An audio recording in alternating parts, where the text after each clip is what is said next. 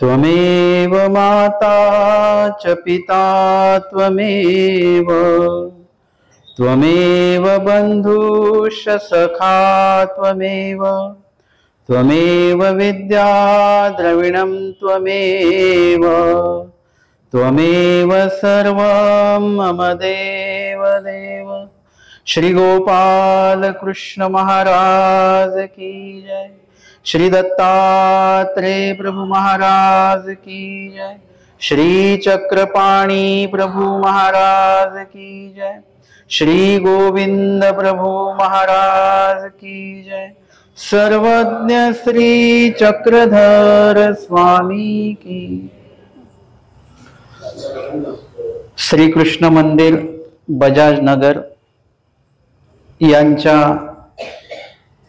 माध्यमातून या ठिकाणी संपन्न होत असलेलं हे ब्रह्मविद्या निरूपण सत्र आजचा जो दिवस आहे अत्यंत महत्त्वाचा असा दिवस आहे। तो म्हणजे श्री भगवद्गीता निरूपण दिन आज या ठिकाणी आहे। अर्थातच गीता जयंती म्हटल्यानंतर आपल्याला लगेच लक्षात येतं, परंतु या गीता जयंती या शब्दाचं थोडंसं विश्लेषण जर का आपण केलं तर ते विश्लेषण आहे श्री भगवद्गीता निरूपण दिवस। असं जर का म्हटलं तर आजच्या दिवशी नेमकी काय कृती झालेली आहे ही कृती थोडी स्पष्ट होते। नुसतंच गीता जयंती म्हटल्याने त्या कार्याची जी काही सक्रियता आहे, काय झालेलं आहे त्या दिवशी हे लक्षात येत नाही। आणि म्हणून आजचा जो दिवस आहे, आज आपल्याकडे कमी लोक जमलेले आहेत, परंतु आजच्या दिवशी ज्या दिवशी भगवद्गीतेचं निरूपण कृष्ण महाराजांनी केलं त्या दिवशी जवळजवळ किती सैन्य होतं तिथे?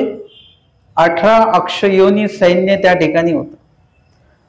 अर्थातच 40 ते 43 लाख लोक त्या ठिकाणी होते दोन्ही बाजूनी। म्हणजे लक्षात आलं तुमच्या की भांडणासाठी किती लोक जमा होतात। निरूपण असेल तर तेवढीच लोक जमा होतीलच असं नाही, आमंत्रण देऊन सुद्धा लोक येतील की नाही सांगता येत नाही। भोजनाची व्यवस्था ठेवली तरी तेवढे लोक येतील की नाही सांगता येत नाही। परंतु जर का भांडण असेल तर भांड्याला विना आमंत्रित लोक येतात बरं का। आमंत्रण द्यावं लागत नाही, पत्रिका छापावं लागत नाही, जाहिरात करावी लागत नाही, भांडण्यासाठी लोक आपोआप एकत्र येतात। त्यानंतर भांडणारी लोक तर येतात, पण भांडण बघायला येणारी लोक सुद्धा विना आमंत्रित येतात। एरवी कुठेही विना आमंत्रित लोक कुठेच जात नाही, पण भांडण बघण्यासाठी कुणीतरी 2 लोक भांडतायत आणि तिसऱ्याचा लाभ म्हणजे भांडण बघण्याचा लाभ। या युद्धभूमीवर सुद्धा त्या वेळेला म्हणजे आजच्याच दिवशी जवळजवळ गीता निरूपण जे आहे, या भगवद्गीतेच्या निरूपणाला 5000पेक्षा जास्त वर्ष झालेली आहे।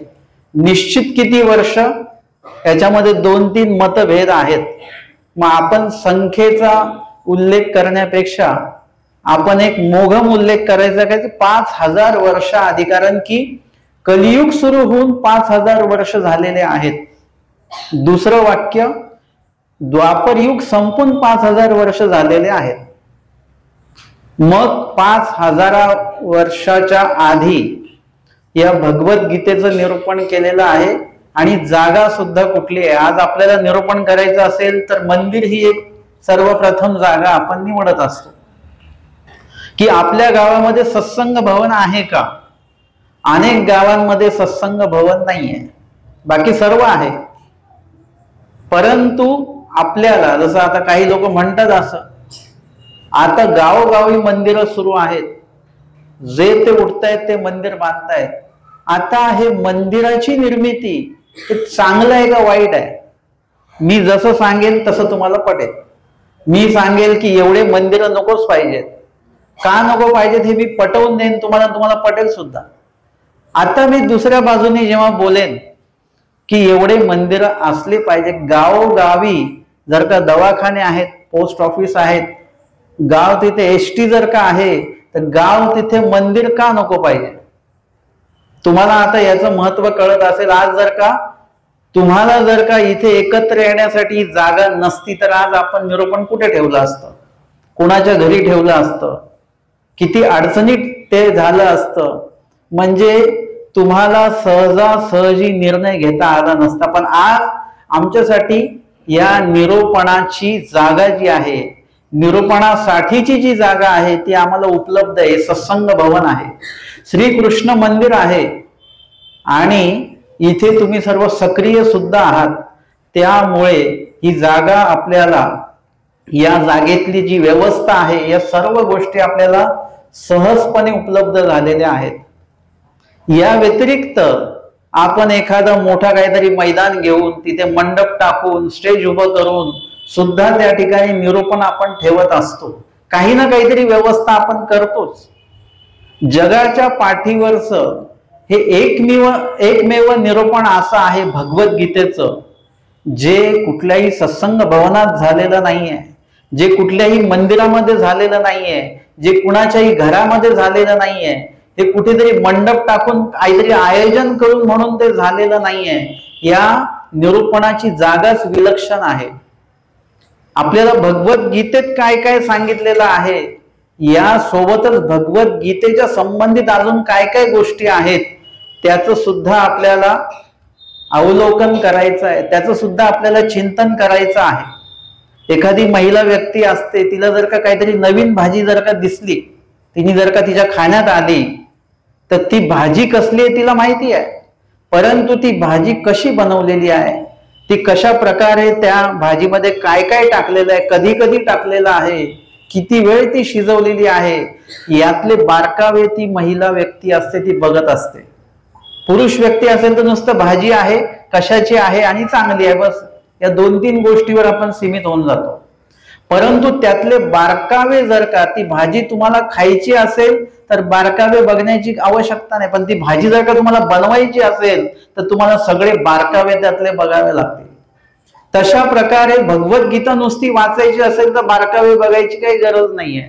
परंतु भगवद्गीता तुम्हाला समजून जर का घ्यायची असेल तर त्या भगवद्गीतेच्या निरूपणाची जागा आम्हाला समजून घ्यावी लागेल. त्या भगवद्गीतेच्या निरूपणाचा जो विषय आहे तोही समजून घ्यावा लागेल, तिथलं जे वातावरण आहे तेही समजून घ्यावं लागेल, आणि सांगणारे कोण आहेत हे पण समजून घ्यावे लागतील, ऐकणारे कोण आहेत हे पण लक्षात घ्यावं लागेल. सर्व बाजू तुम्ही जेव्हा बघाल तेव्हा भगवद्गीता समजणं थोडंसं सोपं होईल. तुम्हाला एखाद्याने कोणी भांडण सांगितलंच, परंतु तुम्ही त्याची पार्श्वभूमी विचारता, कशामुळे भांडण झालं, तो जर का भाग तुम्हाला आधी सांगितलं की पुढचं भांडण कळतं. तत्वज्ञानाचं सुद्धा असंच आहे. कुठल्याही क्षेत्राचं असंच आहे, कुठल्याही विषयाचं असंच आहे की त्या विषयाच्या संदर्भातलं आधी एक महत्वपूर्ण जे काही लिखाण असेल, त्याची विशिष्ट माहिती असेल ती आधी द्यावी लागते.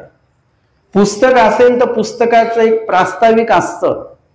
पुस्तक लिहिणं हा एक प्रकार वेगळा आहे आणि पुस्तकाचं प्रास्ताविक लिहिणं हा एक प्रकार पूर्णपणे वेगळा आहे. प्रास्ताविक जेवढ्या पुस्तकातला विषय जेवढा चांगला आहे, प्रास्ताविक तेवढ्याच कमालीचं झालं पाहिजे. त्या स्तराचं प्रास्ताविक जर का असेल तर ते पुस्तक समजणं अजून सोपं जात असतं. आणि म्हणून भगवद्गीतेच्या संदर्भातल्या काही गोष्टी आपल्याला माहिती असतात तेवढंच आवश्यक आहे. दोन्हीकडचं सैन्य उभं आहे. आता हे सैन्य आलंच कुठून? हे सैन्य कुठून आलं? वादातनं, भांडणातनं त्या ठिकाणी आलेलं आहे. पण त्याची सुरुवात काय आहे? खरोखरच हे युद्ध व्हावं असं अपेक्षित होतं का? झालंच पाहिजे होतं युद्ध असं काही होतं का? कशामुळे झालं? किंवा युद्ध व्हावं अशा प्रकारचं काही आयोजन कोणी केलेलं होतं का? या गोष्टी समजून घेणं तेवढंच आवश्यक आहे. मुळातच हे युद्ध होऊ नये यासाठी पूर्ण प्रयत्न केले गेले होते. कोणी केलेले होते? स्वतः श्रीकृष्ण महाराजांनी ते केलेले होते. कारण की परमेश्वराला हिंसा मान्य नाही, तरी सुद्धा आपण कधी कधी आपण म्हणजे काही लोक चुकीच्या पद्धतीने बघतात. माझे सर होते, मी त्यांना एकदा असंच काही कामानिमित्त मी शाळेत गेलेलो होतो, ते मला भेटले की तुम्ही कृष्ण महाराजांची भक्ती करता. म्हटलं हो. ते बोलले की मला कृष्ण हे अजिबात आवडत नाही. म्हटलं का नाही आवडत?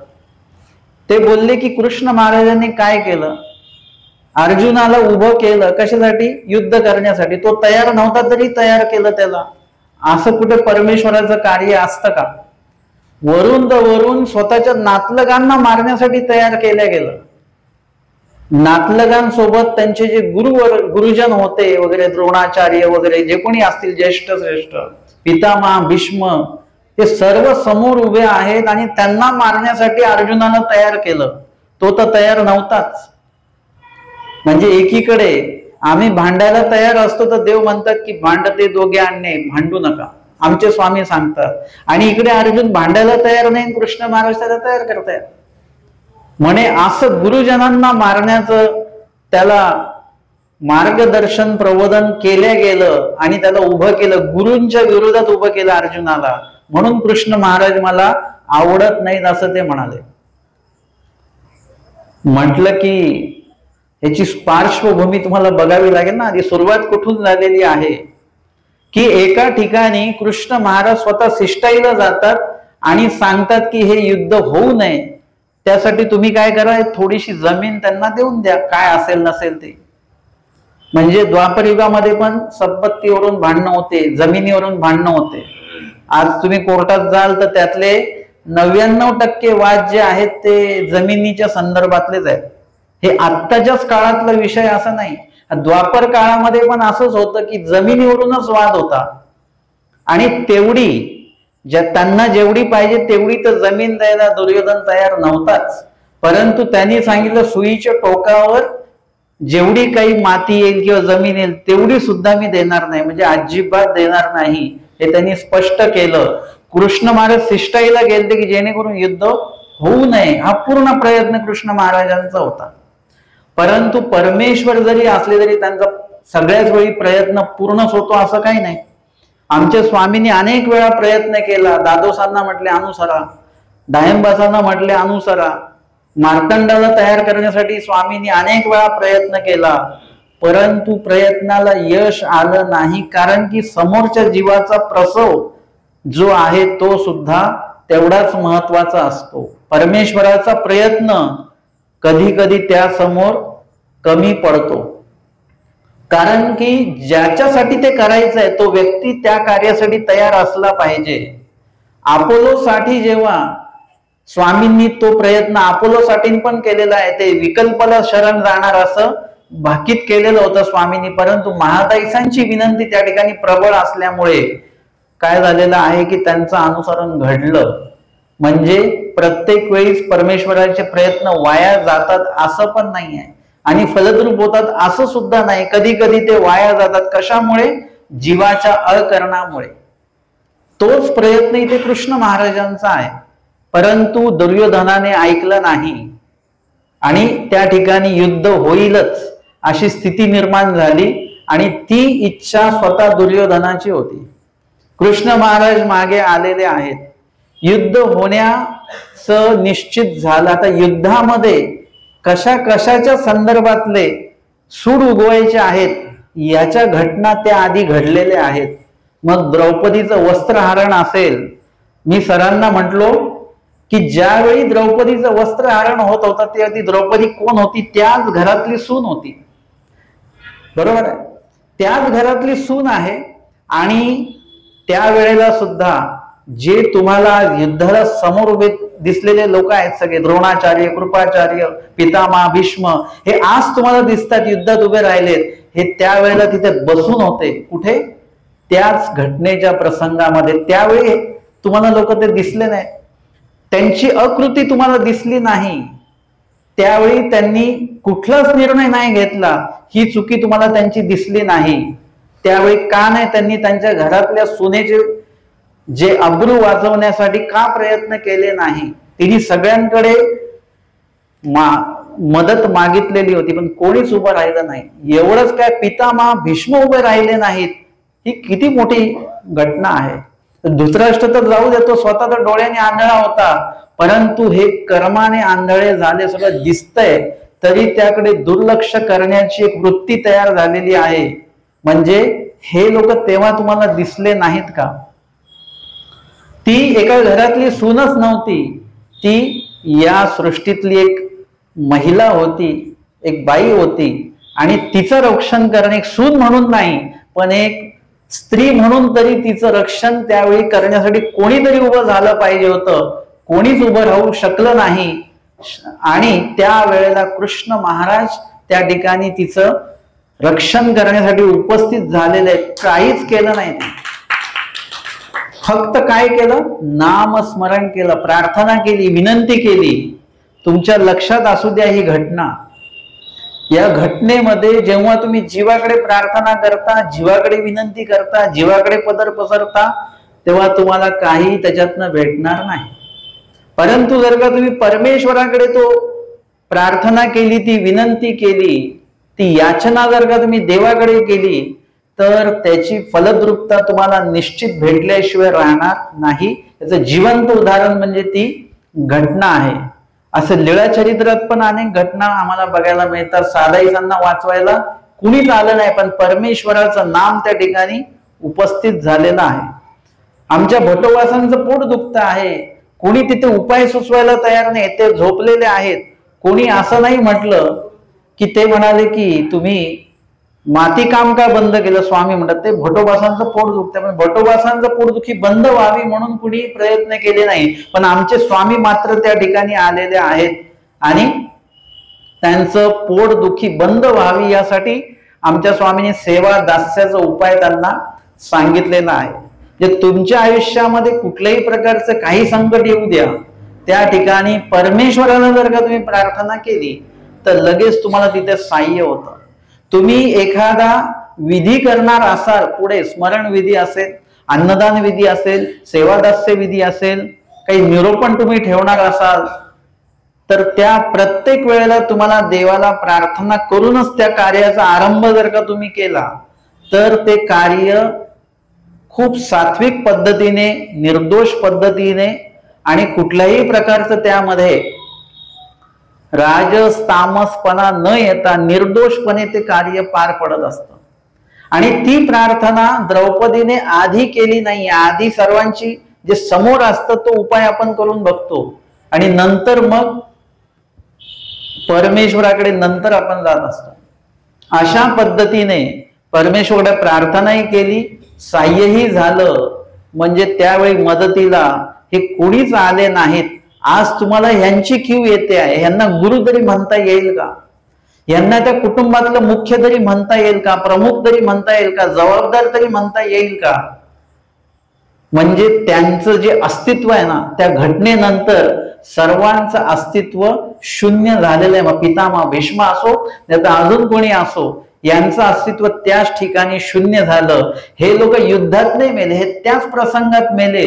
ज्या दिवशी त्यांनी द्रौपदीला सहाय्य केलं नाही त्याच दिवशी लोक सगळे मेलेले आहेत. यांची मन मेली, यांचे कर्तृत्व मेले, सर्व काही त्याच ठिकाणी मेलेलं आहे. आता हे युद्धामध्ये जे उभे आहेत हे दुर्योधनाच्या बाजूने उभे आहेत, असत्याच्या बाजूने उभे आहेत.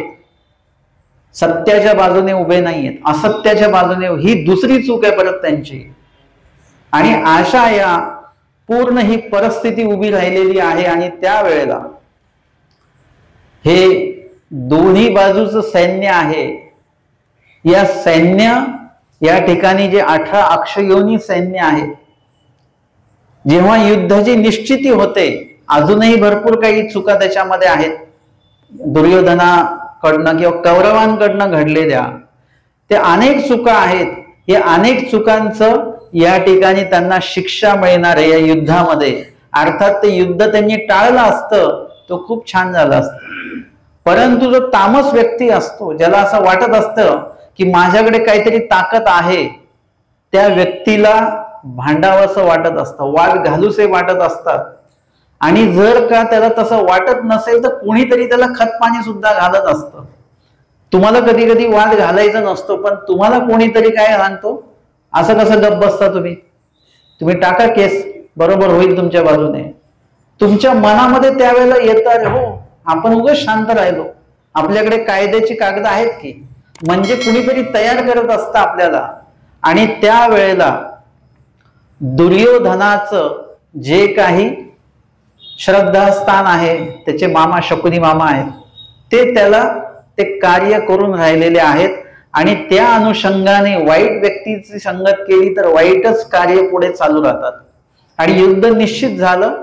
आता कृष्ण महाराज जे आहेत ते दोन्हीकडचे आहेत, कौरवांच्याकडचे पण आहेत, पांडवांकडचे सुद्धा व्यवहाराने नातलग आहेत.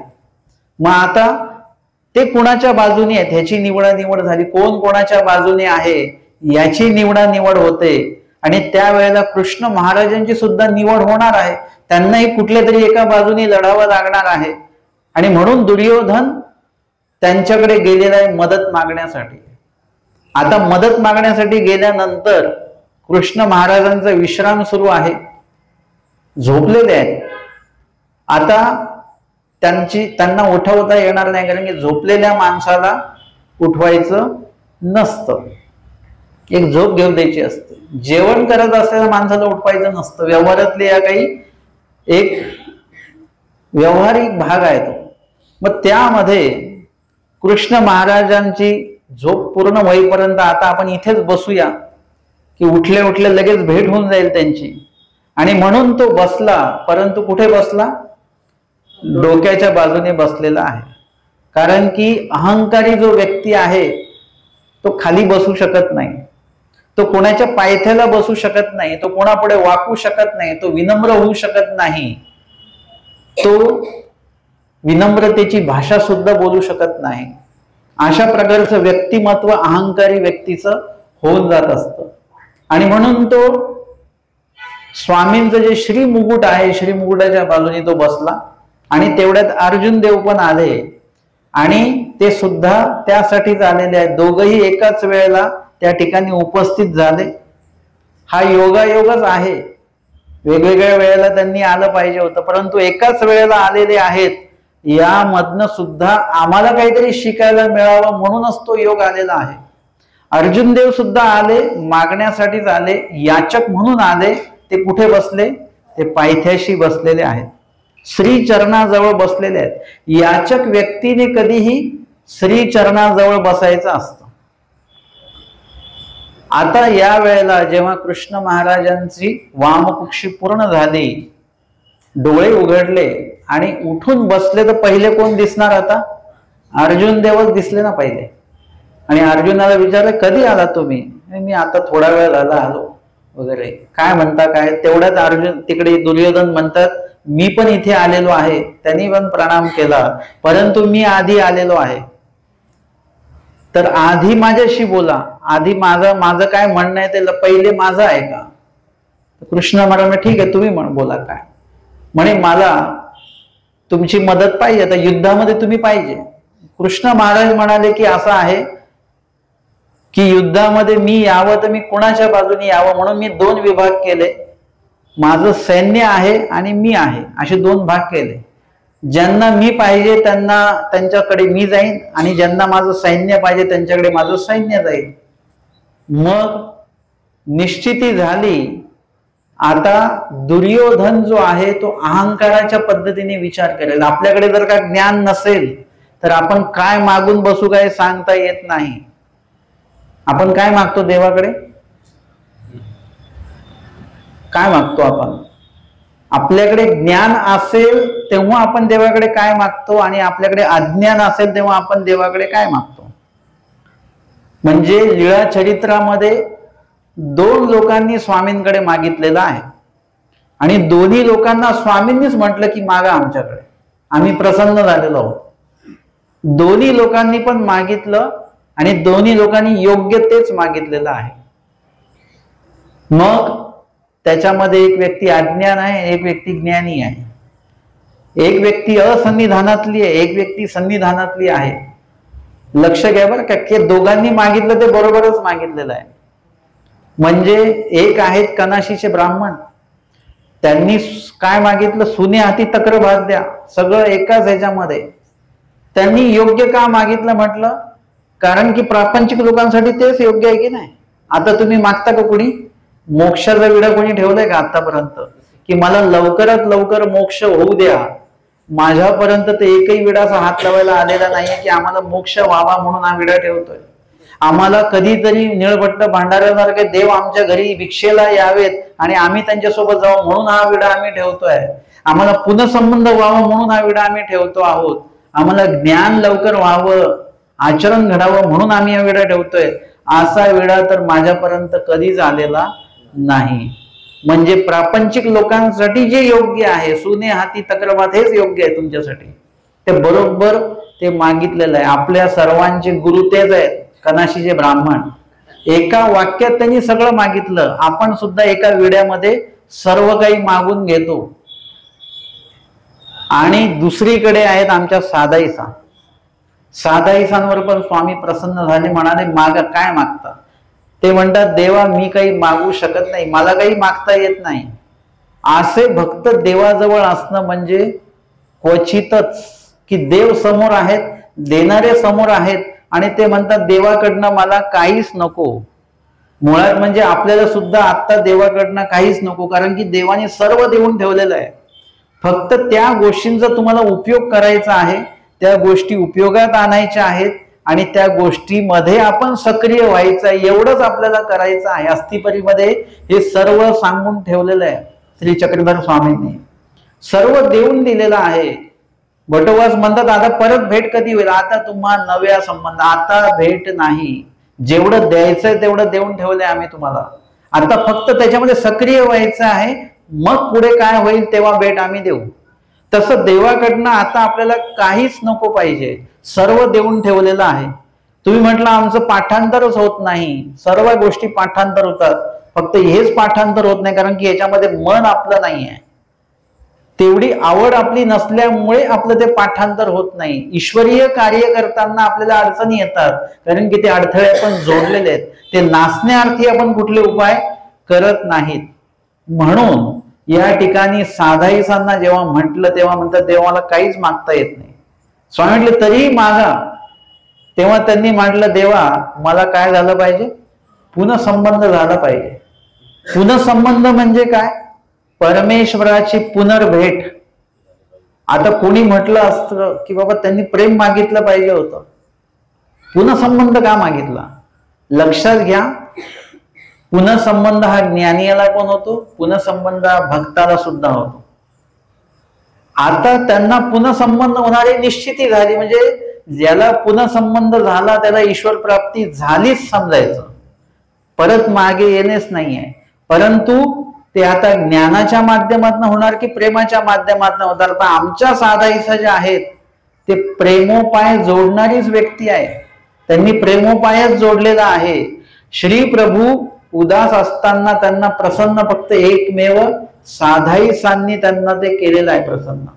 म्हणजे आमच्या स्वामींच्या सुद्धा सेवेतल्या ते आवडीच्या होत्या, वयस्कर होत्या, स्थूळ होत्या, परंतु सेवेच्या बाबतीत मात्र उत्तम होत्या. आमच्या श्री प्रभूंची ही प्रसन्नता मिळवणाऱ्या त्या एकमेव आहेत की ज्यांना स्वामींनी मूर्तिनिष्ठ प्रसाद त्यांना दिलेला आहे. म्हणजे त्यांनी जे मागितलं उत्तम प्रकारचं दान मागितलेलं, जे अध्यात्माकडे घेऊन जाणार आहे, ऊर्ध्वगतीकडे घेऊन जाणार आहे, परमेश्वराकडे घेऊन जाणारे असं दान मागितलं. मग परमेश्वर प्रसन्न झाल्यानंतर मागायचं काय नेमकं हे सुद्धा लक्षात आलं पाहिजे. दुर्योधनाने अज्ञान पद्धतीने विचार केला की कृष्ण महाराज एकटे आले तर युद्ध कसं जिंकायचं? युद्ध करण्यासाठी काय पाहिजे? सैनिक पाहिजेत, लोक पाहिजेत. लोक जर असतील तर मग युद्ध चांगलं होईल की नाही? म्हणजे लोकांना त्यांनी जास्त महत्व दिलं. अर्जुन देवाने विचार केला की सैन्य तर आपण घेऊन घेऊ, परंतु परमेश्वरच आपल्या सोबत नसतील तर मग कसं काय जिंकणार? यश कसं काय प्राप्त होईल? यश प्राप्त होण्यासाठी परमेश्वर सोबत असले पाहिजे. बाकीच्या सर्व गोष्टी आपोआप होतात. तुमच्याकडे एखादी गोष्ट नसेल परंतु परमेश्वर जर का तुमच्या सोबत असतील तर तुमचं सर्व कार्य व्यवस्थितपणे पार पाडल्या जाईल, पार पडणारच. पण तुमच्याकडे सगळं काय आहे? धन संपत्ती सर्व आहे. ते म्हणाले की माझ्याकडे द्रव्य संपत्ती अपार आहे, मला त्याच्याने देव प्राप्त होईल का? नाही होणार. परंतु आमचे जे भट्टोबास आहेत त्यांच्याकडे काहीच नाहीये, जे होतं ते सुद्धा करणीय प्रसंगी सर्व खर्च केलं. आता आहे का काही त्यांच्याकडे? आता माझ्याकडे द्रव्य संपत्ती काहीच नाही, आता मला देव होईल का? देव तुम्हालाच होणार आहे. म्हणजे देव होण्यासाठी संपत्तीचा काहीच विषय नाहीये. तुमच्याकडे काय वस्तू आहे, काय पदार्थ आहे याच्याशी काही संबंध नाही. तुम्ही तुमच्याकडे आहात आणि तुमच्याकडे तुमचा परमेश्वर आहे, हेच तुम्हाला ईश्वर प्राप्तीसाठी सर्वात मोठं पूरक आहे. आणि म्हणून त्यासाठी आपल्याकडे परमेश्वर असणं जास्त गरजेचं आहे. बाकी तुमच्याकडे काही नसेल तरी चालेल. आणि त्यावेळेला म्हणजे हा विचार जेव्हा मी केला त्यावेळी कधी कधी असं असतं की एका ठिकाणी निरूपणाला जायचं, ते म्हणाले की बाबा आम्ही 2च लोक आहोत. मी 40 तासाचा प्रवास करून गेलेलो त्यांच्याकडे रेल्वेने. म्हणाले आम्ही 2च लोक आहोत. परंतु त्यांनी मला बोलवलं कशासाठी? ते म्हणाले की आम्हाला ना अस्थिपरी ऐकायची. म्हटलं कशाला, का, कशासाठी ऐकायची? म्हणजे आम्हाला अनुसरायचं आहे, पण त्याआधी आम्हाला अस्थिपरी ऐकूनच अनुसरायचं आहे. बस एवढंच मी वाक्य ऐकलं आणि 40 तासाचा प्रवास करून तिथे मी पोहोचलो. त्यांना 5 दिवस 10 सत्र आमचे अस्थिपरीचे त्या ठिकाणी झाले. म्हणजे त्यावेळेला म्हणजे हा विचार मी असं म्हणावं की मी 200 लोकांसमोरच बोलतो, मी 2000 लोकच मला पाहिजे, असं काही नाही. आपल्या निरूपणाला लोक नसतील तरी चालेल, परंतु परमेश्वराचं अधिष्ठान मात्र त्या ठिकाणी पाहिजे. परमेश्वराचं अधिष्ठानच नाही, लोक भरपूर आहेत, त्या प्रवचनामध्ये ते अध्यात्म उतरणारच नाही. आणि एखाद्या वेळेस प्रवचन सुरू आहे किंवा शास्त्र चिंतन सुरू आहे पण समोर कोणीच नाहीये. जेव्हा आपण वैयक्तिक विजन करतो ना, स्वतःचं शास्त्र स्वतः चिंतन करतो, तेव्हा समोर कोणीच नसतं, परंतु ईश्वराने सांगितलेला विधी आपण त्यावेळी करत असतो. म्हणून ईश्वराचं अधिष्ठान त्यावेळी त्या ठिकाणी उपस्थित असतं. हे लक्षात घ्या. क्वांटिटीला अजिबात कधीच महत्व देऊ नका. तुमच्याकडे ईश्वराचं अधिष्ठान आहे का, तिथे तुम्ही निर्माण करू शकता का, तर त्याला जास्त महत्व द्या. अर्जुनाने तेच लक्षात घेतलं की ईश्वराचं अधिष्ठान आपल्याला पाहिजे, बाकीचे लोक घेऊन करायचे काय.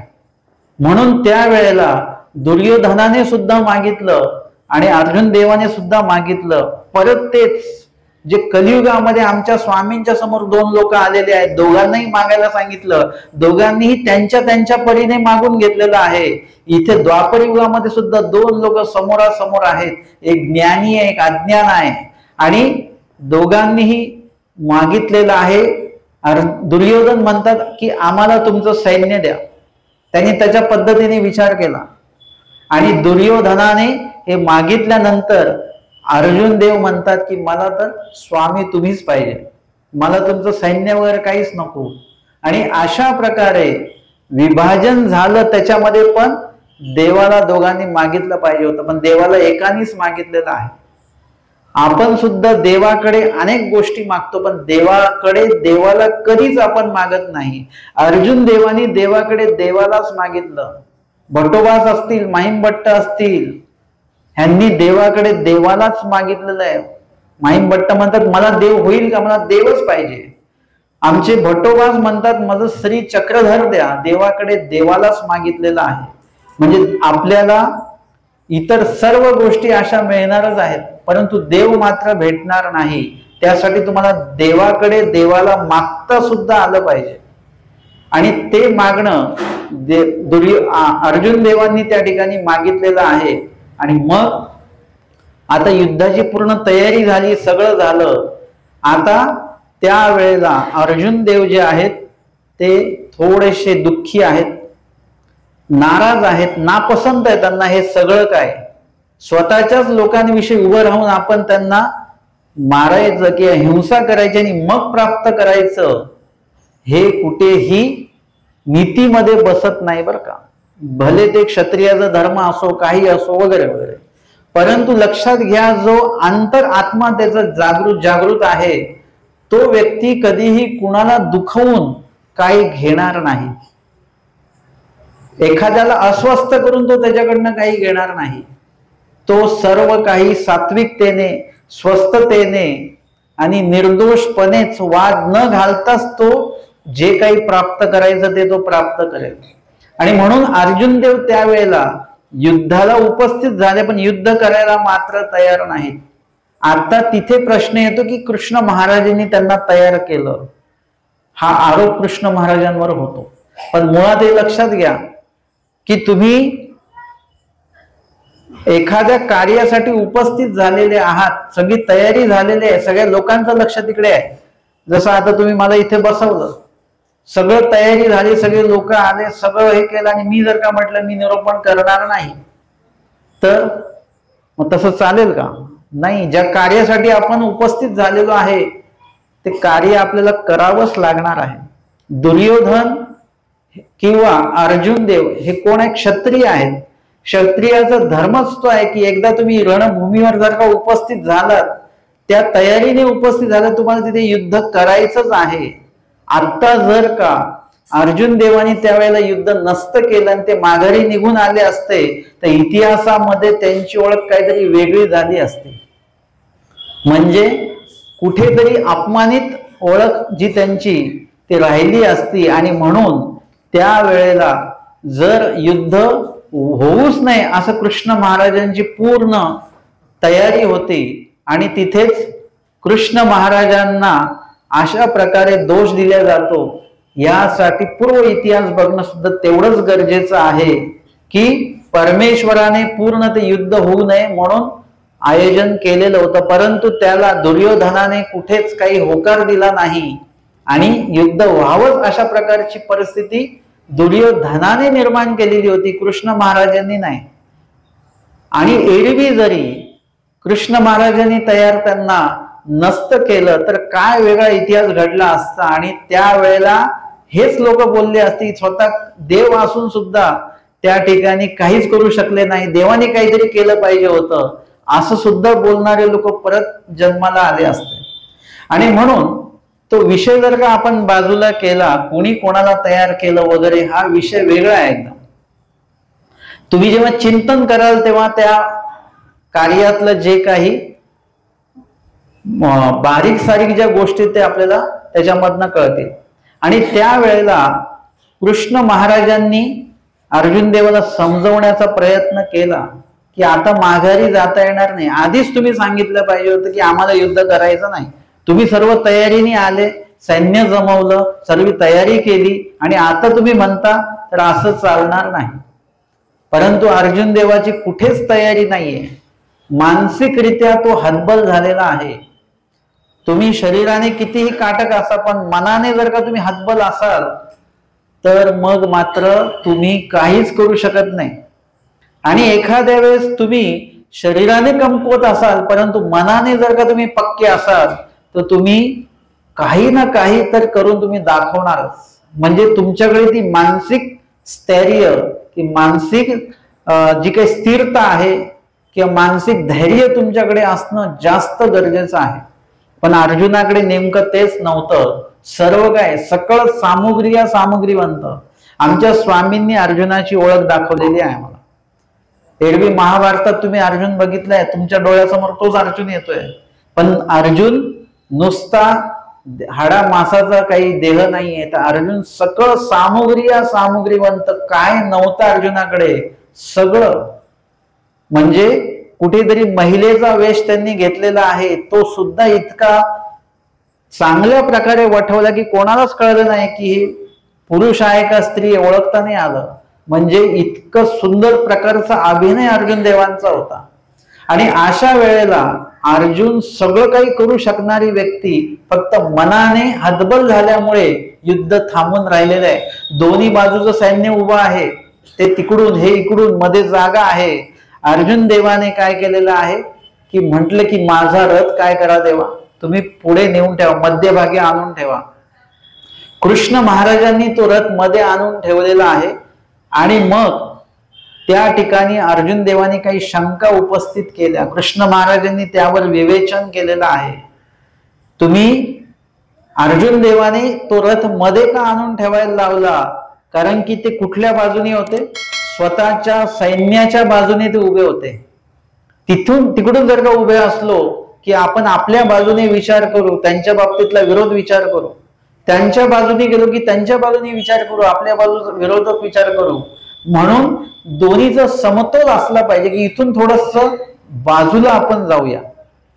जसं असतं की तुमच्यापैकी जर का कोणाला सांगितलं की तुम्हाला उद्या बोलायचं आहे बरं का, किंवा आता 1 तासाने तुम्हाला थोडस बोलायचं आहे माईकवर, तर तुम्ही इथे लोकात बसलेले आहात आणि जर का तुम्ही निर्णय केला की हो आपल्याला बोलायचं, तर तुम्ही इथून उठून जाल थोडस बाजूला, तयारी कराल, मानसिक तयारी आधी कराल, मग वाचिक तयारी कराल, मुद्दे तयार कराल. त्यासाठी तुम्हाला एकांत लागेल. लोकांतामध्ये राहून ते चालणार नाही. थोडस तुम्ही फेरा माराल, काहीतरी विचार कराल, आठवाल. म्हणजे तुमचं मन जे आहे ते तयार करण्यासाठी, सक्रिय करण्यासाठी तुम्हाला थोडीशी कधी कधी जागा बदलावी लागते आणि मग तिथे तुमची तयारी होते. अर्जुन देवानी सुद्धा दोन्ही सैन्याच्या वेगळं स्वतःला नेलेलं आहे, न्यायला लावलेलं आहे. कृष्ण महाराजांनी त्यांना नेलेलं आहे आणि तिथे उभं राहून मग आता ते प्रश्न उत्तर झालेले आहेत. म्हणजे जर का तुम्हाला अध्यात्म जाणून घ्यायचं असेल तर तुम्हाला थोडीशी जागा बदलून घ्यावी लागेल. आमचे भटोबास त्यांना म्हणतात ना की गृही स्मरणापेक्षा विजनी निद्रा चांग. घरी ते म्हणतात मी माझ्या नातवांना खेळवता खेळवता स्मरण माझं चालू असतं. ते म्हणतात असं स्मरणच होत नाही मुळामध्ये. घरी तुमचं जे अध्यात्म होतं त्याही पेक्षा चांगलं अध्यात्म तुमचं अध्यात्म ज्या ठिकाणी सांगितलं जातं, केलं जातं, त्या ठिकाणी तुमचं अध्यात्म जास्त चांगलं होतं. डॉक्टर किती घरचा असला तरी तो म्हणतो नाही तुम्ही हॉस्पिटलमध्येच या, म्हणजे तिथे चांगल्या प्रकारे ट्रीटमेंट करता येते. तसं तुम्हाला जर का अध्यात्म जाणून घ्यायचं असेल तर तुम्हाला अध्यात्माच्याच ठिकाणी त्या ठिकाणी यावं लागेल की जेणेकरून तुम्हाला त्या ठिकाणी पूर्णपणे अध्यात्ममय होता येतं. तुम्ही घरामध्ये असलात तर तुमचं लक्ष इकडे तिकडे जातं. जसं आता इथे पण कोणी आलं की आपलं लक्ष त्यांच्याकडे जातं की नाही. ती व्यक्ती आतमध्ये जाऊन परत बसेपर्यंत आपण त्यांनाच बघत असतो. म्हणजे आता हे निरोपणाला बसताना ते गांधारी सारखे डोळे बांधून बसवावं लागेल. फक्त कान उघडे ठेवा, डोळे मात्र बंद पाहिजे. म्हणजे हे काय आहे, आपलं लक्ष विचलित होतं. अर्जुन देवांचंही लक्ष विचलित होत होतं. म्हणून ते म्हणाले की वेगळ्या ठिकाणी न्यावं. दोन्ही सैन्याच्या मध्ये ठेवलेलं आहे. त्याला काय म्हणतात, समतोल साधन जर का असेल तुम्हाला दोन्हीच्या मध्यभागी यावं लागेल. आणि त्या ठिकाणी तुम्हाला तुमच्या मनाला स्थिर करता आलं पाहिजे. मनाला तुमच्या काय केलं, काय तयार करता आलं पाहिजे कार्यासाठी त्या. आणि त्या वेळेला एक एकांत मिळालेला आहे. एकूण सैन्य किती होतं माहितीये का, 40 ते 43 लाख लोक तिथे होते. किती मोठे लोक आहेत. इतके लोक एकाच वेळेला एकाच ठिकाणी उभे आहेत. आणि त्या लोकांमध्ये अर्जुन देव आता कोण आहेत, जीवांमध्ये मुख्य आहेत की ते जे निर्णय घेणारे तो निर्णय आता पुढे सुरू होईल आणि त्या वेळेला युद्ध सुरू होणार आहे. परंतु ते थांबल्यामुळे सगळं थांबलेलं आहे. आणि त्या वेळेला अर्जुन का हतबल आहेत याचं विवरण सुरू झालं, विवेचन सुरू झालं की हे सर्वजण माझेच आहेत. कोणी गुरु आहेत, कोणी नातलग आहेत, कोणी भाऊ आहेत, कोणी कोण नात्याने माझ्या समोर उभे आहेत आणि त्यांना कसं काय मी मारायचं. आणि त्यावेळेला कृष्ण महाराजांनी अनेक प्रश्नांची उत्तरं त्यांना त्या ठिकाणी दिलेली आहेत. अर्जुनाला विषाद आहे, दुःख आहे आणि दुःखात्म अध्यात्म आहे. लक्षात घ्या, दुःख जरी प्राप्त झालं तरी तुम्ही दुःखातनं अध्यात्माकडे जर का गेलात तर तुमचं ते दुःख निरसन होतं. परंतु जे अज्ञान लोक आहेत ते दुःखातनं कुठे जातात, अध्यात्माकडे जात नाही, ते आत्महत्येकडे जातात. लोकांना जर का दुःख झालं की ते लगेच आत्मघाताकडे जातात, आत्महत्येकडे जातात. त्यांना तो मार्ग जास्त सोपा वाटतो. त्याही पेक्षा सोपा मार्ग अध्यात्म आहे. आमच्याकडे 2 घरात काहीतरी भांडणं झाली आणि मी छोटा होतो तेव्हा. ते भांडणं माझ्या समोरच झाली. त्याच्यामधली ती जी एक बाई होती ती रागामध्ये तिच्या घराकडे पळाली की आता मी स्वतःला संपूर्णच टाकते. आणि ती जोरात पळत गेली. मग आम्ही पण सगळे गेलो की आता हे काय बरं वाईट करून टाकेल. आणि तिने आतमधनं कडी लावून दिली आणि ते रॉकेल वगैरे ओतून घेतलं. आम्ही त्या काचेच्या खिडकीतनं बघत होतो. मी छोटा होतो. आणि ते आता आपल्या डोळ्यासमोर काय घटना घडेल, म्हणजे मी तर एकदम हापकून गेलेलो. सगळं रॉकेल ओतून घेतलं, काडी पेटी पेटवली, स्वतःला पेटवून दिलं तिने, आणि दुसऱ्या क्षणाला चटका लागला, बाथरूम मध्ये जाऊन पाणी पण ओतून घेतलं. हे म्हणजे त्यावेळी आम्ही एवढे गंभीर होतो आणि दुसऱ्या क्षणाला आम्हाला एवढं हसायला येत होतं. दोन्ही घटना एकाच ठिकाणी घडलेल्या आहेत. म्हणजे माणूस किती सहजपणे आत्महत्येकडे निघून जातो. आत्महत्या सोपी नाही बरं का. म्हणजे आत्महत्येमध्ये, आत्महत्या करतानाच एवढं दुःख होतं हे तर दृष्टपर झालं. आणि आमच्या स्वामींनी परत सांगून ठेवलंय की आत्मघातकी अशी कोणी कुठेच जागा नाही नरकाशिवाय. म्हणजे ते दुःख अजून नरक ते वेगळेच आहेत काही. म्हणजे इथेही दुःख तिथेही दुःख. त्यापेक्षा तुम्ही जर का अध्यात्माकडे जर का आलात तर सगळ्यात जास्त उत्तम होईल. आमच्या शांताबाईचा सुद्धा त्याच हेतूने निघालेले आहेत, परंतु मध्ये अध्यात्म मिळालं, आमचे स्वामी भेटले, आयुष्य बदलून गेलं, त्यांचं नावही बदलून गेलं, क्रिया बदलून गेल्या, सर्व काही परिवर्तन झालं. अशा प्रकारे अध्यात्माच्या संपर्कात आल्याने ही गोष्ट होते. आमचे आचार्य सुद्धा एका वेगळ्या दिशेने चाललेले होते, परंतु मध्ये आमच्या स्वामींचं नाम कानावर पडलं, अध्यात्माशी जोडले गेले, आयुष्य पूर्णच्या पूर्ण बदलून गेलं. म्हणून तुमच्या आयुष्यात किती दुःख आलं तरी अध्यात्माच्या संपर्कात जा. अर्जुना एवढं तर संकट आपल्यावर येणार नाही. एवढं मोठं संकट आहे आणि त्यावेळेला बरोबर अध्यात्म निवडलं, कृष्ण महाराजांना निवडलं. देवाला का निवडायचं असतं आपण? कारण की देवाला जर का निवडलं तुम्ही तर जेव्हा केव्हा तुमच्यावर कुठल्या प्रकारचं संकट येईल तर त्याचं उत्तर देवाकडे असतं, त्याचे उपाय देवाकडे असतात. आजही भगवद्गीता ग्रंथ असा आहे की तुमच्या आयुष्यात कुठलंही संकट येऊ द्या, पण भगवद्गीतेचा जर का तुम्ही आधार घेतला तर त्याच्यामध्ये तुम्हाला सगळ्या प्रकारची उत्तरं त्याच्यामध्ये मिळतात. तुमचं दुःख काय आहे माहितीये का? की आम्ही त्यांच्यासाठी एवढं केलं, त्यांनी आमच्यासाठी काहीच केलं नाही. आम्ही त्यांच्या अमक्या कार्याला उपस्थित राहिलो, त्यांनी मात्र आम्हाला एक पैशाची मदत केली नाही. आमचं दुःख हेच असतं. भांडणामध्ये आपण हेच बोलत असतो. आता भगवद्गीतेमध्ये जर उत्तर आहे की तुम्ही जेही कार्य कराल ते निष्काम भावनेने करा, की तुम्ही त्यांना जे देत आहात त्या बदली त्यांनी तुम्हाला द्यावं अशी अपेक्षाच ठेवू नका. मुळात आपण देणारे जर का असतो त्यावेळी आपलं वर्चस्व असतं, अर्थात त्या अहंकाराने घेऊ नका.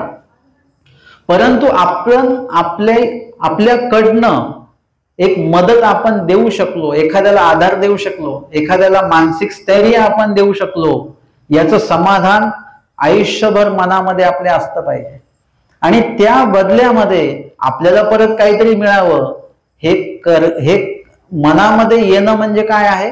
तो करार झाला, तो एक प्रकारचा व्यवहार झाला.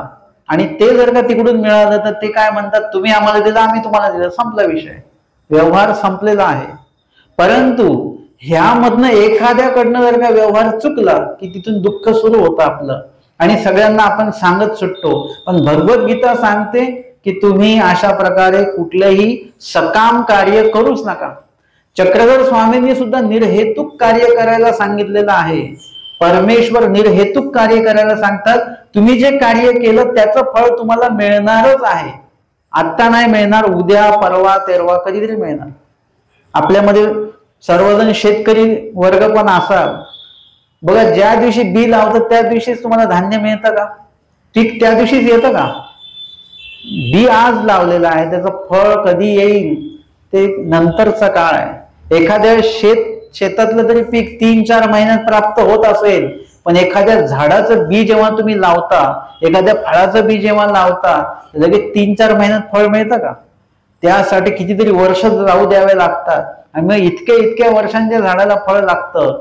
हे जर का सिद्धांत आपल्याला माहिती आहे, आत्ता भाजी शिजायला टाकल्यानंतर अर्धा तास तरी ती भाजी तयार व्हायला लागतो, हे जर का सिद्धांत आपल्याला माहिती आहे, तसं कर्माचं सुद्धा तसंच आहे की आज जे कर्म केलं त्याचं फळ लगेच तुम्हाला उद्याच मिळेल असं पण नाहीये. ज्याच्या संपर्कात येऊन तुम्ही ते कार्य केलं त्याच्याकडनंच तुम्हाला तो लाभ होईल असं सुद्धा नाहीये. याचं उदाहरण मी तुम्हाला देतो. तुम्ही बँकेमध्ये पैसे जमा केले 1000 रुपये, आता ज्या नोटा जमा केल्या त्याच नोटा भेटतात का तुम्हाला? नाही, नोटा वेगळ्या भेटणार आहेत.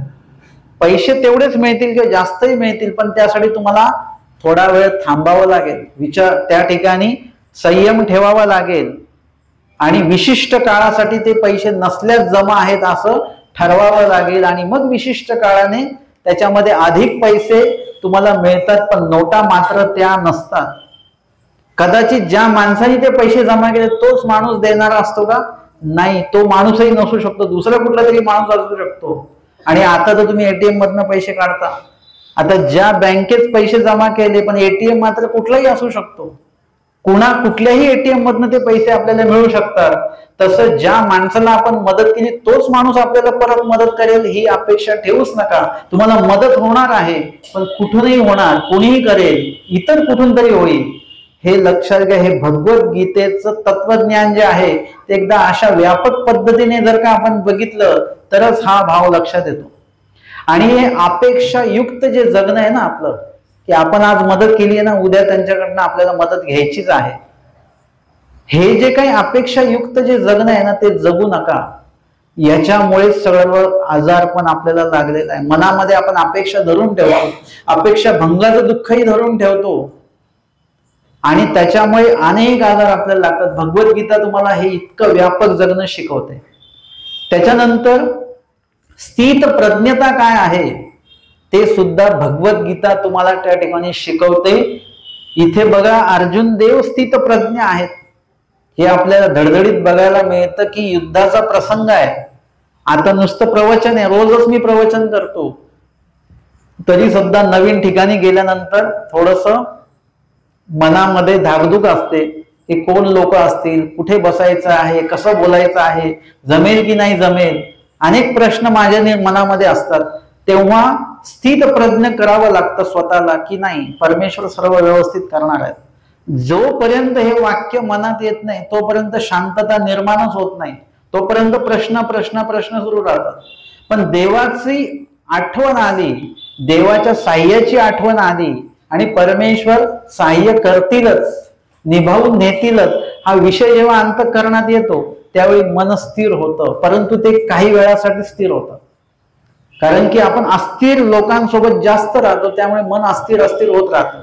पण जेवढं तुम्ही देवाच्या संपर्कात राहाल तेवढं तुमचं मन स्थिर स्थिर स्थिर होत राहील. अर्जुन देवाने इतके प्रश्न केले, इतकं मन अस्थिर होतं, परंतु प्रश्नागणिक उत्तर मिळत गेली आणि उत्तरासरशी अर्जुन देव तेवढे तेवढे तेवढे मनस्थिर त्यांचं होत राहिलं, तयार होत गेले.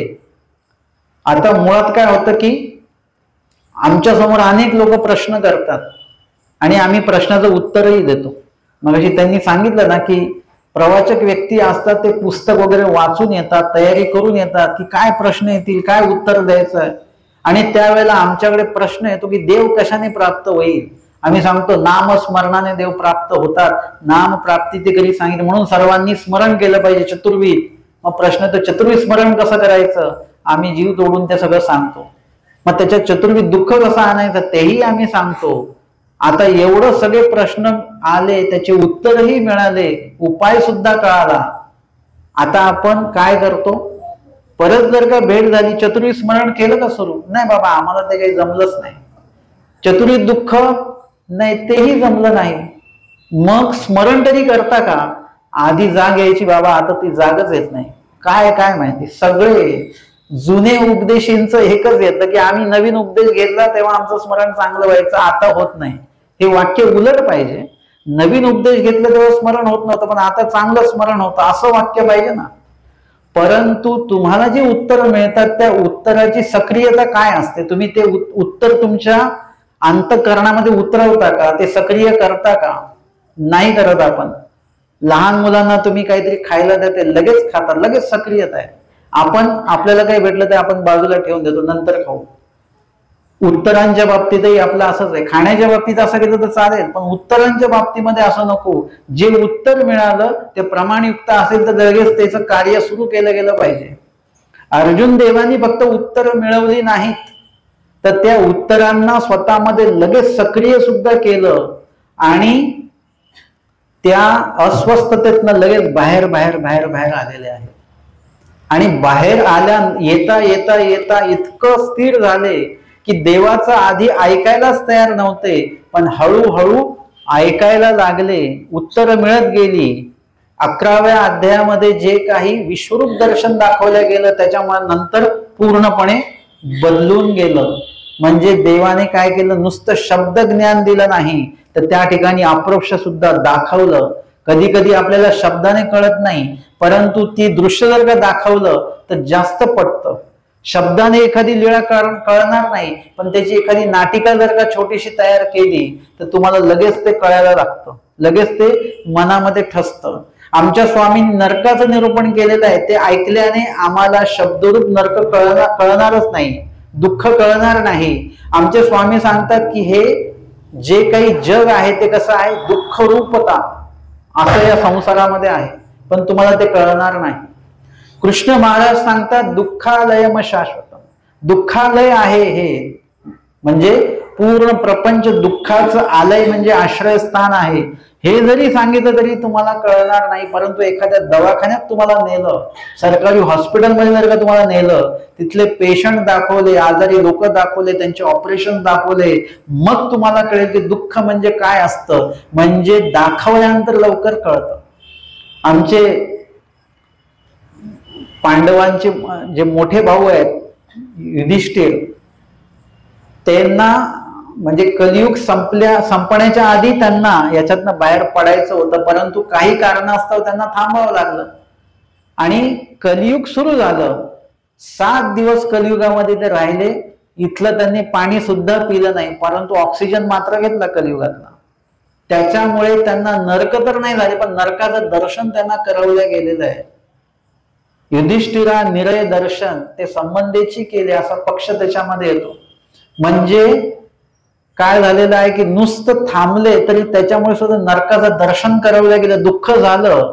आपल्याला कधी कधी स्वप्नामध्ये असे काही स्वप्न दिसतात की त्याच्यामध्ये दुःख भरलेलं आहे, त्याच्यामुळे आपल्याला स्वप्नातल्या स्वप्नात दुःख होतं आणि जाग आल्यानंतर पण त्या दुःखामध्ये आपण असतो. म्हणजे स्वप्नात का होईना दिसल्यानंतर आपल्या दुःखाची जाणीव आपल्याला जास्त होते.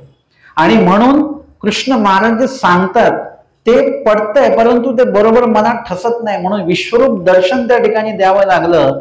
आणि कुठेतरी अर्जुन देव जे आहेत ते तयार झाले पूर्णपणे ऐकण्यासाठी, मनस्थिती पूर्ण बदलली आणि असं ऐकता ऐकता ऐकता आता पूर्णपणे स्वतःला देवाच्या अधीन करून टाकलेलं आहे.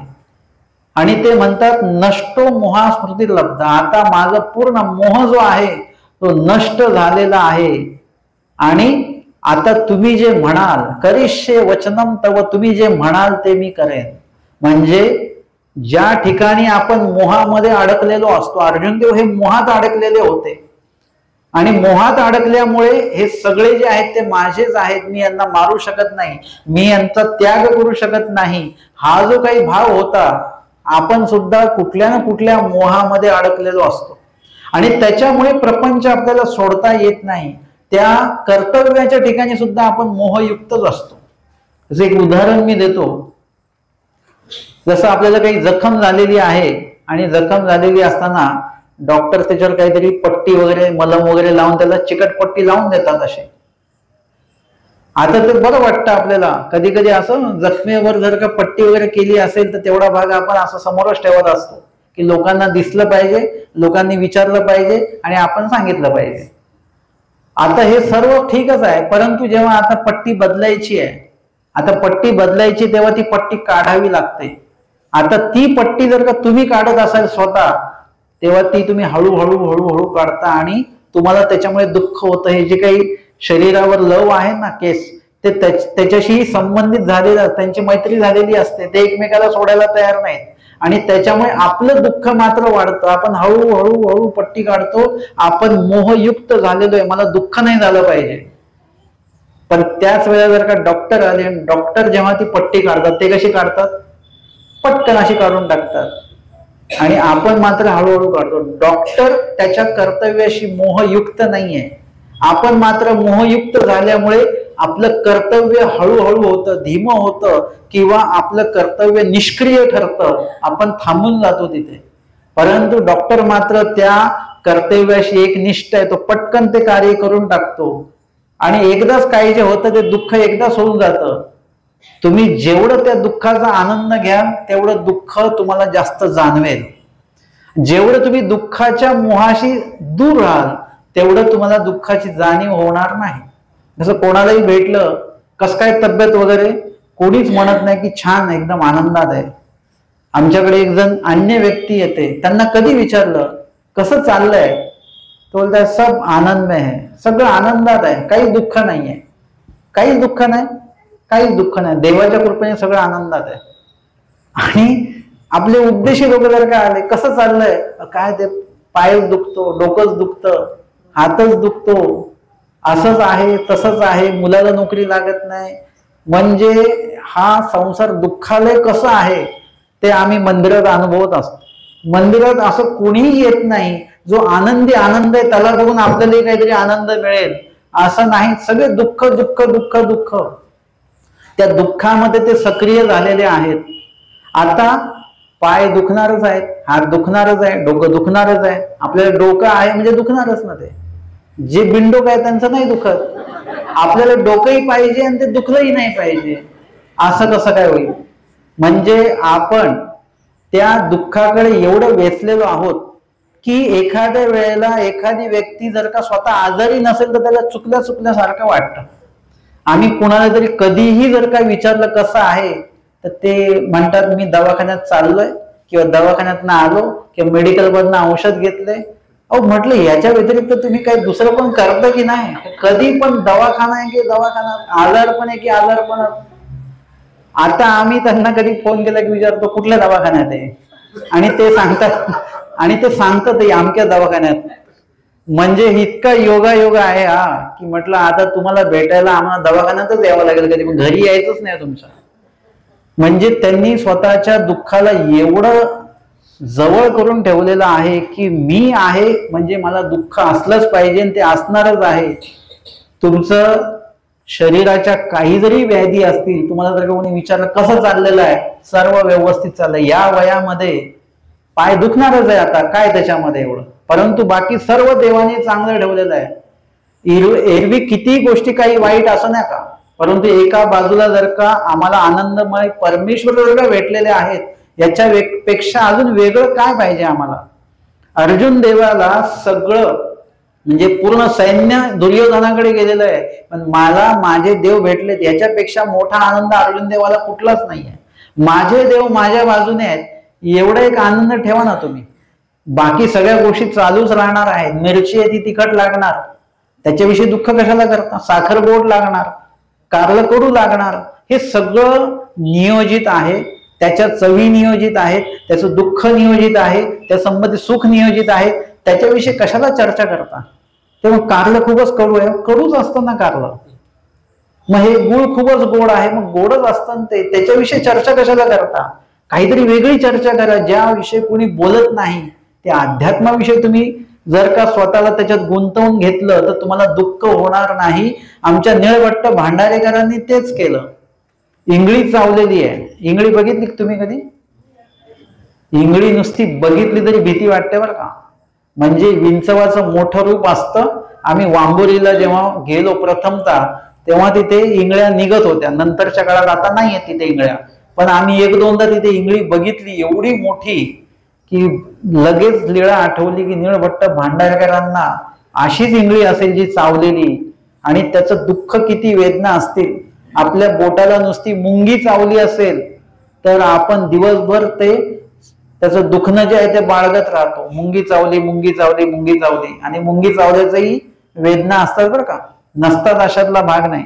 आता इंगळी चावल्याचं किती प्रदर्शन मोठं केलं गेलं पाहिजे होतं, पण कुठल्याच प्रकारचं प्रदर्शन नाही, कुठल्याच प्रकारची याचना नाही, कुठल्याच प्रकारे देवाशी भांडण नाही, वाद नाही, तक्रार नाही, काहीच नाही.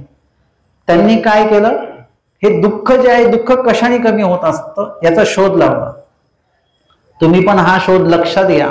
निळभट्ट भांडारेकरांची लीळा आपण ऐकली, वाचली, शोधून वाचली, पण त्या लीळेमध्ये निळभट्टांनी लावलेला शोध मात्र आपण काही बघितलंच नाही, लक्षात नाही घेतला. त्यांनी लक्षात घेतलं की दुःख आहे, हे दुःख कशामुळे कमी होतं? आनंदामुळे कमी होतं. मग आनंद कशात आहे? आनंद परमेश्वराच्या स्तुतीमध्ये आहे. मग बघूया, तो प्रयोग करून बघूया आपण. आणि नंतर त्यांनी तो प्रयोग केला आणि हळूहळू परमेश्वराच्या स्तुतीचा, आठवणीचा, चिंतनाचा आनंद एवढा वाढला की दुःख जे आहे ते दुःख त्या ठिकाणी त्याची जाणीव नाहीशी व्हायला लागली. जसं मी त्याचं चिंतन केलं की एखाद्या 1 कप चहामध्ये 10 चमचे साखर टाकली असेल, आता ती साखर तुम्ही काढू शकता का त्याच्यातनं? ते गोडच राहणार. पण त्याच्यामध्ये दुधाचं जर का प्रमाण वाढवलं तर काय होईल? साखर तशीच राहणार आहे, ती साखर कमी होत नाही. परंतु दुधाचं प्रमाण वाढवलं की साखरेतला गोडवा आपोआप कमी होत जातो आणि नंतर ती चहा फिक्की पण होऊ शकते जास्त प्रमाणात दूध टाकलं तर. साखर त्याच्यातली आपण किंचितही काढली नाही, मात्र दुधाचं प्रमाण वाढवलं. तसं जर का तुम्ही त्या दुःखामध्ये आनंदाचं प्रमाण वाढवलं तर तुमचा आनंद, परमेश्वरी आनंद एवढा वाढेल की दुःखाची जाणीव त्याच्यामध्ये राहणार नाही. म्हणजे या ठिकाणी आपल्याला कशावर लक्ष केंद्रित करायचं आहे एकदा तुम्ही ठरवलं पाहिजे. अर्जुन देवाचं लक्ष वेगळ्या ठिकाणी केंद्रित होतं आणि कृष्ण महाराजांनी जे अध्यात्म सांगितलं त्यावरून त्यांचं लक्ष बरोबर परमेश्वराकडे असलं पाहिजे. ते परमेश्वराकडे आलं आणि मग आता ते म्हणतात, करिष्ये वचनं तव, तुम्ही जे म्हणाल ते मी करायला या ठिकाणी तयार आहे. आणि तिथून पुढे कृष्ण महाराजांचं म्हणणं अर्जुन देवाने ऐकलेलं आहे. अशा प्रकारे भगवद्गीता जी आहे ती तुम्हाला कसं जगायचं ते शिकवत असते. भगवद्गीतेचं खूप लोक वाचक आहेत, भगवद्गीतेचं पारायण करणारे लोक आहेत. आजच्या दिवशी अनेक ठिकाणी भगवद्गीतेचं पारायण झालेलं आहे. अनेक लोक भगवद्गीता डोक्यावर घेऊन नाचतात. अनेक लोकांना भगवद्गीता सरळ पाठांतर आहे. अनेक लोकांना उलटे श्लोक पाठ आहे बरं का. म्हणजे पहिल्यापासून श्लोक म्हणत शेवटपर्यंत जातो, ते शेवटापासून सुरू करून पहिल्यापर्यंत येतात. अशा प्रकारची कौशल्यता असणारे लोक सुद्धा आहेत. परंतु जोपर्यंत तुम्ही भगवद्गीतेला पारायणाचा जर का ग्रंथ करून ठेवला तोपर्यंत तुम्हाला भगवद्गीतेतनं काहीही भेटणार नाही. लक्षात घ्या बरं का. आपण भगवद्गीतेला पारायण ग्रंथ म्हणून तयार करून बसलेलो आहे. काही असलं की भगवद्गीता वाचा. कोणी मेलं तरी भगवद्गीता, कोणी जन्माला आला तरी भगवद्गीता. भगवद्गीताचं नुसतं पारायण आपण सुरुवात केलेली आहे. आम्ही कोणाकडे जाऊ, बाबा भगवद्गीतेचं पारायण करायचं का आमच्याकडे? भगवद्गीता कळते का तुम्हाला? पण नाही कळत. भगवद्गीतेचं पारायण जर का केलं तर ज्यांच्याकडे पारायण असतं त्यांना जांभया सोडून जातात किंवा ते पारायणला बसतच नाही, त्यांना कंटाळा येऊन जातात. कारण जी गोष्ट कळतच नाही ते ऐकून करायचं काय? भगवद्गीतेचं पारायण करू नका. मी थोडं उलट सांगतो बरं का. आपण काय करतो, भगवद्गीतेच्या श्लोकाचं पारायण करत राहतो. नुसतं 15वा अध्याय वाच, 12वा अध्याय वाच. तुम्ही कधीतरी वेळ काढून भगवद्गीतेच्या त्या श्लोकांचं अर्थ सुद्धा वाचा. नुसते श्लोक वाचू नका, श्लोकही वाचा आणि त्या श्लोकांचे अर्थही वाचा आणि त्याच्यात नेमकं सांगितलेलं काय आहे त्यानुसार जगायला थोडस आपण सुरुवातही केल्या गेली पाहिजे. एकाने म्हटलं की मी रोज 12वा अध्याय वाचतो. म्हटलं का वाचता? म्हणे मला भक्त व्हायचंय म्हणून. मला कोणीतरी सांगितलं 12वा अध्याय भक्तियोग आहे म्हणून तो रोज वाचा, तुम्ही भक्त होऊन जाल. म्हटलं झाले का भक्त? म्हणे नाही. अहो म्हटलं 12वा अध्याय वाचून भक्त होणार नाही. 12वा अध्यायाचे अर्थ वाचा. त्याच्यात भक्ताचे लक्षणं दिलेली आहेत की भक्त कसा असला पाहिजे, ते लक्षणं वाचा आणि त्यानुसार स्वतःमध्ये बदल करा. मग तुम्ही जाऊन भक्त होणार आहात. भगवद्गीतेच्या पुस्तकाचं नुसतं पारायण करून तुमच्यामध्ये मनस्थैर्य येणार नाही, तुम्ही स्थितप्रज्ञ होणार नाहीत, तुम्ही निष्काम कर्म करायला तयार होणार नाही. तर भगवद्गीतेच्या श्लोकाचा अर्थ सुद्धा वाचला पाहिजे, तो लक्षात घेतला पाहिजे, तो अंतःकरणात आचरणात उतरवला पाहिजे. तेव्हा जाऊन कुठेतरी आपण अर्जुन होण्याची प्रक्रिया आपली चालू होईल.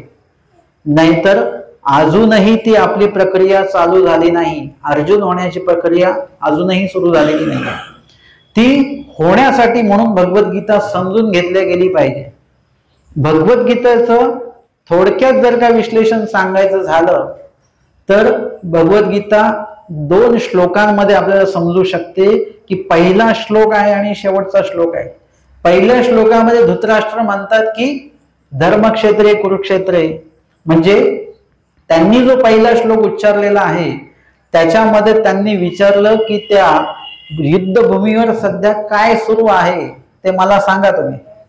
आता त्या प्रश्नानंतर आपण पूर्ण भगवद्गीता वाचून काढत असतो आणि मग शेवटचा श्लोक जो आहे तो वाचतो, यत्र योगेश्वर कृष्ण. आता लक्षात घ्या, मी थोडं चिंतन असं केलं की त्यांनी पहिला प्रश्न केला पहिल्या अध्यायात पहिला श्लोक, आणि संजयाने पुढचं मधलं काही न सांगता सरळ संजय वाच आणि संजयाने शेवटचा श्लोक सांगितला फक्त, किंवा शेवटची घटना सांगितली जे शेवटच्या श्लोकामध्ये आपण वाचतो की यत्र योगेश्वर कृष्ण यत्र पार्थो धनुर्धर तत्र श्री विजय भूतो. म्हणजे त्यांनी त्याच्यात सांगितलं युद्धभूमीवर काय सुरू आहे विचारल्यानंतर युद्धभूमीवर काय चाललंय की ज्या बाजूने अर्जुन देव आहेत, ज्या बाजूने कृष्ण महाराज आहेत, विजय त्याच बाजूने आहे. एवढं भगवद्गीतेचा सार आहे पूर्ण. बाकीचा जर का विषय तुम्हाला वाचायचा असेल तर माझं म्हणणं आहे की प्रास्ताविक पहिले वाचा, नंतर पुस्तक वाचा. भगवद्गीतेचं प्रास्ताविक मला त्या शेवटच्या श्लोकामध्ये दिसतं की शेवटचा श्लोक सांगतो की ज्या बाजूने कृष्ण महाराज आणि अर्जुन देव आहेत त्या बाजूने विजय आहे. तर अर्जुन देव आणि कृष्ण महाराजांची बाजू कुठली आहे त्या दृष्टीने आता तुम्ही ते भगवद्गीता वाचा. आता तुमचं भगवद्गीता वाचण्याचं जे काही कारण आहे, प्रयोजन आहे, आता ते बदललेलं असेल. त्यामध्ये एखादा तुम्हाला फोटो दाखवला, हे बघा फोटो, तुम्ही बघितला फोटो बघायचा, तो बघितला, तुम्ही देऊन दिला. परत त्यांनी म्हटलं आता बघा ह्याच्यात मी कुठे आहे. मग आता परत तुम्ही फोटो बघताय, आता तुमचा फोटो बघण्याची दृष्टी आता वेगळी आहे. आता तुम्ही त्या बाजूचा जो माणूस आहे त्याला त्या फोटोमध्ये तुम्ही बघत आहात. तसं भगवद्गीतेमध्ये काय आहे हे एकदा लक्षात आल्यानंतर आता भगवद्गीतेतल्या श्लोकामध्ये आपण त्या गोष्टी शोधायच्या आहेत ज्या आपल्या उपयोगाच्या आहेत. अनेक श्लोक आहेत, भगवद्गीतेचे 700 श्लोक आहेत, कृष्ण महाराजांचे 574 श्लोक त्यामध्ये आलेले आहेत, अर्जुन देवाचे त्या ठिकाणी 85 श्लोक आहेत, संजयाचे 40 आहेत, धृतराष्ट्राचा 1 आहे, आणि या चौघांची नावं त्यामध्ये आले. श्री भगवान वाच, अर्जुन वाच, संजय वाच, धृतराष्ट्र वाच. आणि त्यामध्ये दुर्योधनाची पण श्लोक आहेत, परंतु त्याचा उल्लेख मात्र त्यांचं नाव दुर्योधन वाच असं आलेलं नाही, कारण की ते श्लोक सुद्धा संजयाने सांगितलेली आहेत. आणि अशा प्रकारे काहीतरी 40 ते 45 मिनिटाचा संवाद आहे कृष्ण महाराजांचा. अर्जुनाचे प्रश्न आणि कृष्ण महाराजांची उत्तर. आमचे स्वामी सांगतात की अर्जुनाच्या शंका पारुखेची ना, शंका संपदच नव्हत्या, तेवेळी अप्रोक्ष प्रगटिले, आमच्या स्वामींनी सांगून ठेवलेलं आहे. अशा प्रकारे या भगवद्गीतेमध्ये सर्व जे काही विषाद योग असेल, ज्ञान सर्म संन्यास योग असेल, असे 18 योग त्याच्यामध्ये आलेले आहेत. आणि त्यातनं परमेश्वर काय आहे ते आपल्याला कळतं, आणि सोबत आपलं आयुष्य आपल्याला कसं जगायचं हे सुद्धा त्याच्यातनं आपल्याला प्रतिपादित होत असतं. अशा प्रकारचा हा भगवद्गीता नावाचा जो ग्रंथ आहे याचं विश्लेषण तर मी एवढ्या कमी वेळामध्ये करू शकत नाही, आणि त्यातलं जे तत्वज्ञान आहे ते अजून इतकं सखोल आहे की त्याचं विश्लेषण मी कधीच करू शकत नाही. आणि म्हणून आपण आजच्या दिवशी या ठिकाणी भगवद्गीतेचं निरूपण कृष्ण महाराजांनी त्या ठिकाणी केलेलं होतं, त्याची आठवण म्हणून या ठिकाणी आज आपण त्याबद्दलचं जे काही स्मृती विचार आहेत ते आपण या ठिकाणी घेतले. आजचं आपलं हे पहिलं सत्र श्रीकृष्ण मंदिर चॅरिटेबल ट्रस्ट, बजाज नगर, संभाजीनगर या ठिकाणी हे सत्र आपलं झालं. आणि श्री भगवद्गीतेचं निरूपण दिन सोहळा जो आहे, गीता जयंती, या ठिकाणी आपण ह्या प्रवचनाच्या निमित्ताने साजरी केली. आपण सर्वांनीच भगवद्गीता वाचत असताना आता अर्थासकट वाचायला सुरुवात करा.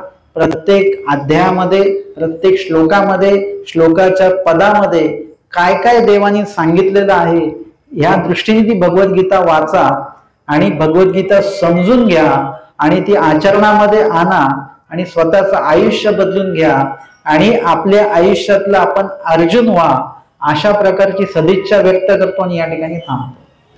सर्वज्ञ श्री चक्रधर स्वामी की जय. श्री गोपाल कृष्ण महाराज की जय.